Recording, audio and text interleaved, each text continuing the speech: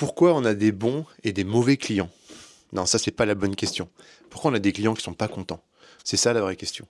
Je me suis posé cette question cette semaine parce que j'ai eu un cas sur une fin de journée d'un client qui a exprimé un gros mécontentement, l'un des plus gros que j'ai pu avoir au cours de ma carrière professionnelle. Et alors, en dehors du stress que j'ai plutôt bien géré, j'ai trouvé, sans trop m'en faire, et puis me disant que de toute façon, des solutions seront apportées, eh bien, le lendemain, il s'est avéré que c'était pas de mon fait. C'est-à-dire que ce que le client me reprochait, c'était pas de ma faute directement. Ce qui était déjà un très bon soulagement.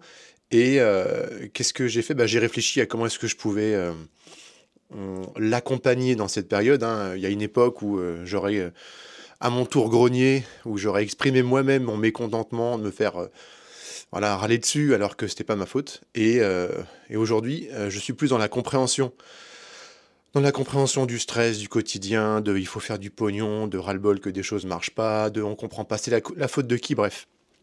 Et donc j'ai décidé de l'accompagner, de lui proposer mon aide, voilà, sans contrer quoi que ce soit, et de me dire, moi en tant que client, qu'est-ce que j'attends d'un prestataire?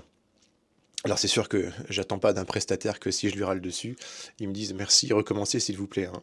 Le but ici, c'était vraiment de marquer une scission entre cette phase qu'il a pu avoir à un moment donné sur ses différentes années de relations professionnelles, que j'ai plus considéré comme une phase d'exaspération et un peu, je me sens perdu, voilà, s'il fallait poser l'image de la situation.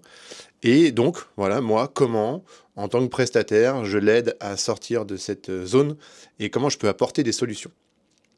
Tout ça, ça m'a amené à pourquoi est-ce qu'on a des clients pas contents et pourquoi est-ce qu'on a des clients contents?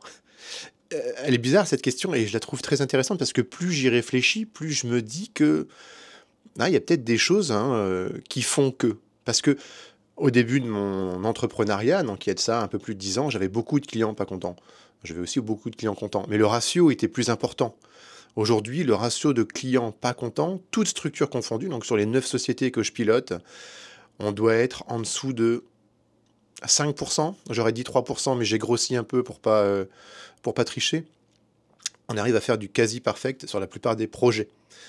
Parce qu'on a appris ce que les clients veulent, on a appris comment on doit se comporter, on a appris à lire des mails où on ne doit pas en tirer des conséquences parce que c'est de l'écrit et c'est pas du vocal.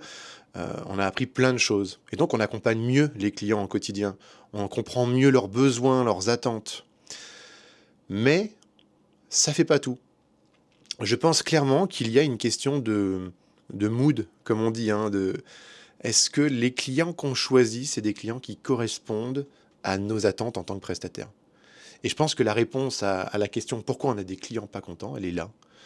C'est quand vous choisissez vos clients, parce que oui, aujourd'hui, même si on a tous besoin de clients, on peut les choisir. Au bout d'un moment, au bout de certaines années, on peut commencer à faire son difficile et à se dire, ce projet-là, je le sens moyen. Ou alors, on va le jouer différemment, c'est-à-dire que l'offre qu'on va proposer, elle va être largement démesurée, ou on va faire sortir au client qu'on ne sait pas trop comment se positionner, mais il y a des moyens pour sélectionner et pour choisir. Nous, on ne choisit pas encore 100% de nos clients, je ne pense pas qu'on y arrive un jour, et ce n'est pas forcément un but. Par contre, on va beaucoup plus sur les projets de cœur, les projets où il y a de l'humain, où il y a des intérêts, où il y a des intérêts qui se rejoignent aussi, c'est-à-dire que nos valeurs et leurs valeurs sont similaires sur beaucoup de choses. Et vous savez quoi, ça fait des années que dans les cahiers des charges de nos clients, il y a des demandes qui évoluent. Par exemple, la fameuse RSE, alors vous savez que chez Tertium et même avant chez Apresta, il y a 14 ans, nous on s'intéressait déjà à tout ça.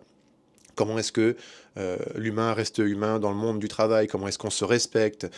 Puis comment est-ce qu'on respecte son environnement, sa planète? Il y a tout un tas de valeurs qu'on partage. Aujourd'hui, c'est devenu des enjeux. Chance pour nous, sauf que nous, on ne triche pas à faire semblant de s'y intéresser. Nous, on s'y intéresse depuis le début. Eh bien ça permet à nos clients de se dire, tiens, eux, ils ont l'air de répondre à nos exigences et à, je sais, j'ai très mal prononcé, exigences, mais c'est pas grave, et à ce qu'on recherche pour l'image de notre société. Donc, voilà, les clients qu'on trouve, nous, en tant que prestataires, ils sont de plus en plus ciblés et catégorisés. Et je pense clairement que la réponse à la question que je veux vous amener depuis le début de cette vidéo, c'est pourquoi est-ce qu'on a des clients pas contents? Bah, la réponse 1, c'est parce qu'on ne fait pas bien son travail, mais qui conjointement est lié à la réponse 2, parce que peut-être qu'à la base, on n'était pas fait pour s'entendre. Voilà. Sur ce, je vous laisse un petit café et je vous dis à très vite pour de futures vidéos. Vous l'aurez remarqué, hein, sur un autre rythme, j'ai arrêté ces 4 mois de rush avec 5 vidéos par jour parce que j'avais besoin de me concentrer sur autre chose. Je reprends le format tout doucement, mais je suis toujours là et j'ai toujours envie de partager mon aventure au quotidien. Allez, à très bientôt. Ah oui, pardon, c'est pas comme ça qu'on dit au revoir. Sur ce petit café et à plus.